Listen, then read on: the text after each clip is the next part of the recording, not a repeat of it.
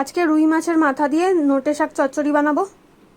কড়ায় তেল দিয়ে দিয়েছি, তেল গরম হয়ে গেছে। অল্প একটু হলুদ দিলাম যাতে না ছিটকায় মাছটা। মাছের মাথাগুলোকে দিয়ে দিচ্ছি ভাজার জন্য। মাছের মাথা ভেজে তুলে নিয়েছি। শুকনো লঙ্কা আর তেজপাতা দিলাম, 5 ফোড়ন দিলাম, বেগুন দিলাম, কুমড়ো দিলাম, মূলো দিলাম, ঝিঙে দিলাম।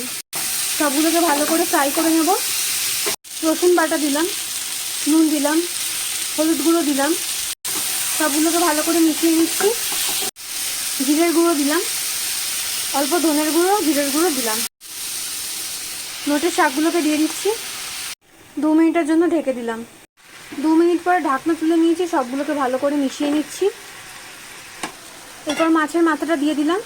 মাছের মাথাটাকেও ভালো করে ভেঙে নিচ্ছি, সবগুলোর সাথে ভালো করে মিশিয়ে নিচ্ছি। অল্প একটুখানি সর্ষে বাটা দিলাম, মিশিয়ে নিচ্ছি। 5 মিনিটের জন্য ঢেকে দিলাম। 5 মিনিট পর ঢাকনা তুলে নিয়েছি, সবগুলোকে ভালো করে মিক্স করে নিয়েছি।